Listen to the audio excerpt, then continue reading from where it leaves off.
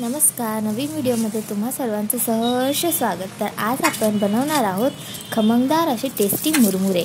तर मुरमुरेमध्ये टाकणारे साहित्य आपण तयार करून घेऊ. सर्वप्रथम मी इथे घेतलेली आहे कांद्याला आपण व्यवस्थित बारीक बारीक चिरून घेऊ. आणि दुसरं मी घेतलेली आहे कढीपत्ता. हा कढीपत्ता वाळलेला आहे बरं का.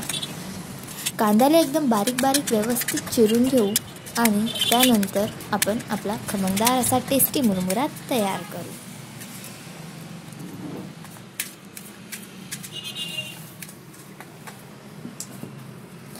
कांदा चिरल्यानंतर आता आपण गॅसवरती कढई ठेवू.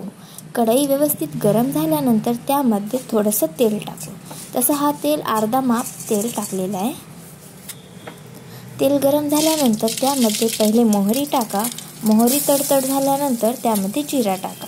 जिरा टाकल्यानंतर लगेच कांदा टाका आणि यामध्ये शेंगदाणा आणि त्यानंतर कढीपत्ता टाका. कोथिंबीर पण टाकू शकतो, बट कोथिंबीर कोणाला आवडत नाही आमच्या घरामध्ये, म्हणून मी टाकलेली नाही. कांदा व्यवस्थित तळू द्या. जास्त काळा काळा पण नका होऊ देऊ. आता यामध्ये मी हळदी पावडर टाकलेली आहे. त्यानंतर मिरची पण टाकू शकतो. तसं मी चटणी टाकलेली आहे. आणि चटणी टाकल्यानंतर चवीनुसार मीठ टाका. मिठाचे प्रमाण थोडे कमीच असावे, कारण मुरमुऱ्यामध्ये ऑलरेडी मीठ टाकलेला असतो. आता यामध्ये मुरमुरा ॲड करा. मुरमुरा टाकल्यानंतर व्यवस्थित ते मिक्स करून घ्या.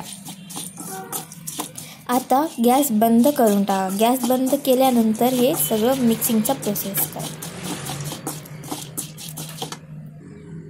बघू शकता मी गॅस बंद केली आहे. आपला हा टेस्टी मुरमुरा कसा बनवून तयार झालेला आहे बघू शकता. किती छान लुक आलेला आहे. आणि चॅनलवरती नवीन असाल तर लाईक, शेअर आणि सबस्क्राईब करायला अजिबात विसरू नका.